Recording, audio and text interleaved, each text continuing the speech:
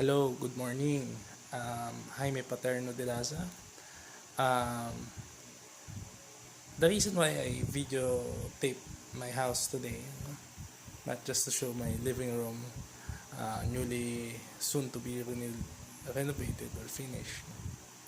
I just want to talk about my family books that I've been inspired to write my own soon. I just want to share the books that I've been reading or been read for how many months now. I just want to share these amazing things that I've been reading. So this is a book of my uh, Pedro Alejandro Paterno. He's one of the national heroes that been involved with the Philippine Revolution. About this, he talked about how he defended or how he made peace with the Philippine generals to make peace with Spain about revolting against the Spanish government at the time. So it's a very good book. That this is a pack of the Biyak na Bato and Ninay that I've been reading or read. No? So yun yung mga magandang book siya para to for me to reflect on my past bloodline and history, past history about the Philippine Revolution. Na this is what I read here is actually promoting peace against about the Philippine government and the Spanish government. No, he's not a traitor that people said he is. No? Like I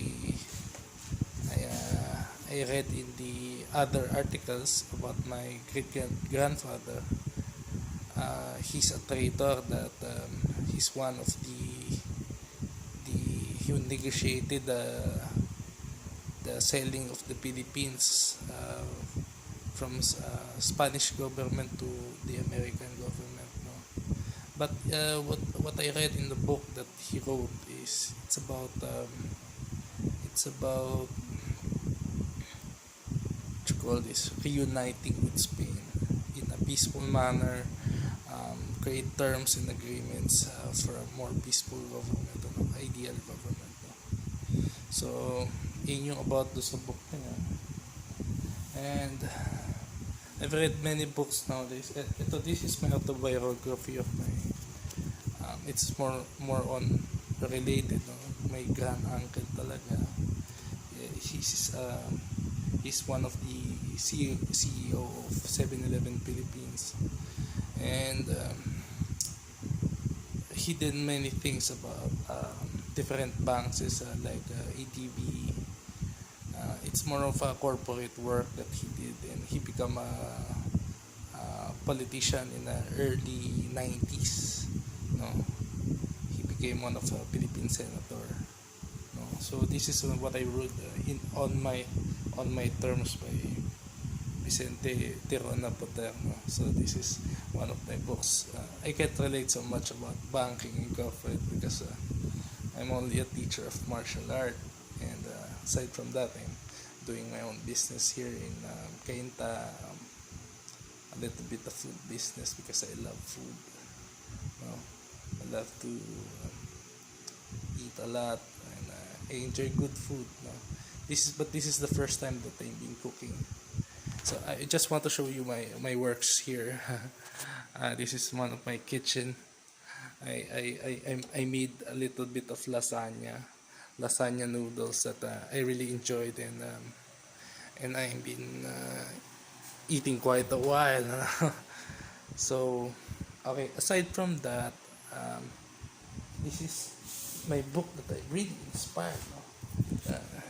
This is a 2-book series, no, about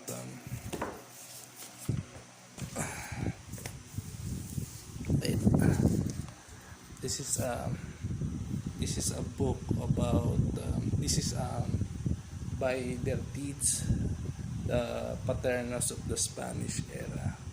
So I love this book because it tells me most about my Spanish past. Now we came from Ming Mong Lo, the the immigrant of China. No, he what you call this?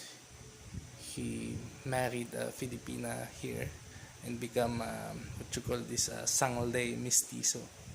No, so Sanglay mestizo is it's a term that Sanglay is usually they coined it for being a Chinese, being a Chinese. Particularly Chinese immigrant of the Philippines. You know, they call this Sanglay. You know. Aside from that, the the says in the book here, to,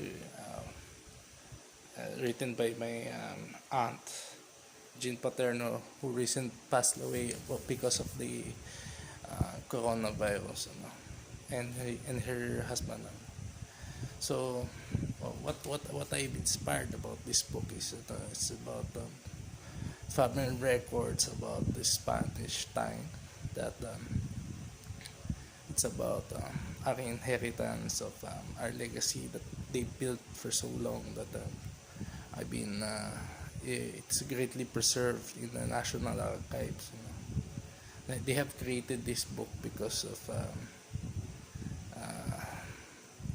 the Spanish era was very well recorded in the archives, no, through inheritance to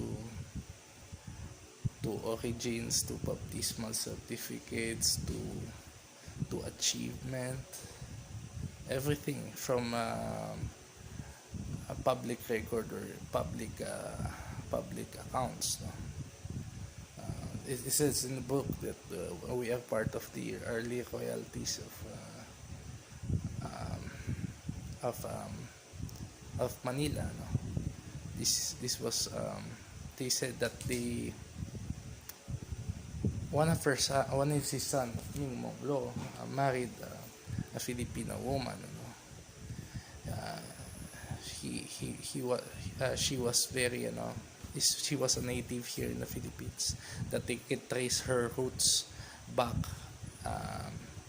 to Raha Sulaiman. Raha Suliman is one of the Muslim leaders of Manila before they invaded here. You know? So this is where three books that I've been inspired and learning. You know? Different three books that created by Pedro Paterno. He's what you call this? He's a diplomat. He's basically like Rizal, no? In many ways. You know? He's multi-talented. He's into theater also. He made a lot of books about theater acting and what he did, contribution to society.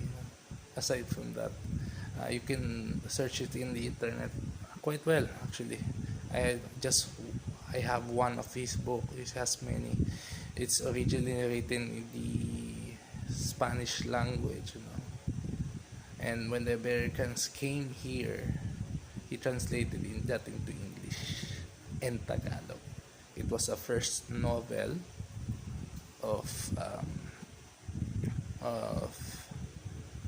was written in Spanish and in Tagalog. No? So aside from No Limitang Here, besides, no? But okay. So aside from that, the book of my great my lolo, my grand uncle, kapatid ng lolo ko, was a senator. By his terms, he's talk about the family life, so, where his origins came from, where he worked, how he studied in Harvard, and a lot of other things during World War II, so on. So I can go. It is this book. This was Pedro Paterno's book. Okay, Pack of the Biyak na ba to? He talk about um, he was trying to make peace with the Philippine general to surrender to Spain under different terms. And this is my on my terms by Vicente Tirano Paterno. So this one. And lastly, by their deeds, Paterno of the Spanish era. So that's one of the last book. It's more of like an encyclopedia and a genealogy book, that where you came from the each generation, who's our mothers, who's our fathers. The reason why I'm talking about it today is because of I want to share my family legacy, the family legacy that they gave me. Aside from their wealthy, I see a lot of stories. Shares a lot of experiences and opportunities. So you can understand about yourself when your family wrote a book. No, I'm telling you about this because the more you know about yourself, the more power it gives you.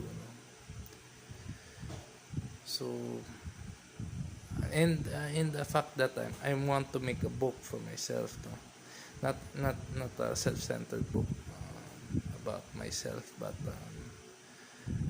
I want to make one about Filipino martial arts, about our heritage, because of it. I'm a Filipino martial art teacher. I studied under different maestros about different strategy and tactics about martial arts, about Filipino martial arts in general. Because I seen Filipino martial arts as it's a very wonderful topic, that it covers a lot of history that not discussed in the schools.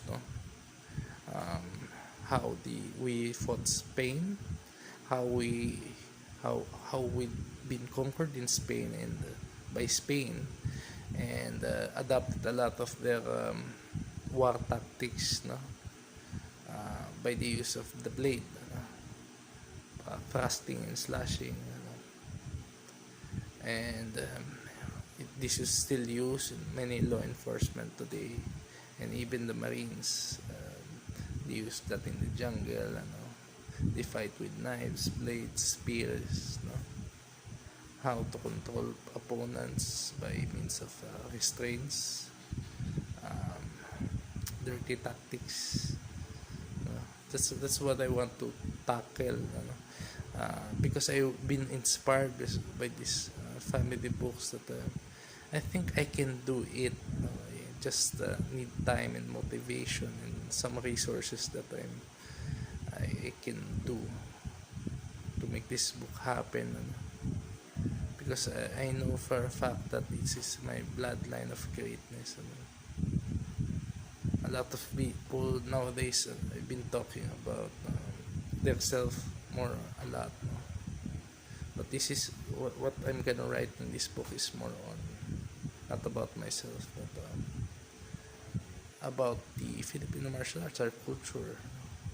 I just talk about myself for a while, that I just want to introduce myself and who I am, where I came from, and hopefully I become a better person, more than I want to become a better person myself, for the legacy of my teachers. Kasi yung teachers ko, tinuruan ako ng magagandang legacy, kasi napansin ko sa mga matatanda, napasa nila yung maraming knowledge sa mga foreigners, or give certificates a lot of, sa foreigners, kasi they have money. But I think yung mga masters ng Filipino martial arts, yung tactics nasa Pilipino talaga, because we live here, most of us are born out of poverty, that it is a survival tradition that we're still today, because if you don't know how to fight, you're fucked up, diba?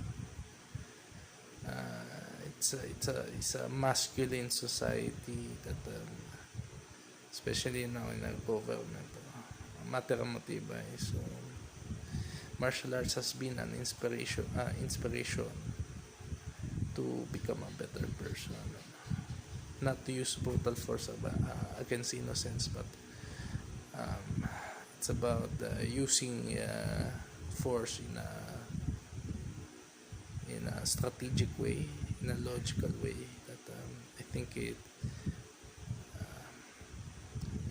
saving people, your family, protecting your family, your friends, your dignity, your legacy. So that's that's it. So thank you for listening to my story. That, after showing my books, as soon as I want to create a great content of my coming book, we'll see what's the topics about. But I'm in the process of writing it. Soon it will be a reality. Thank you very much. I'm Jaime Paterno de Casa, Filipino martial art teacher, tour guide, and a small businessman for now. I want to preserve this legacy to our fellow Filipinos and foreigners that want to learn the art for self-defense, for for um, for beauty, no? Artistic talent, no? and exercise. Okay. Thank you very much and good day.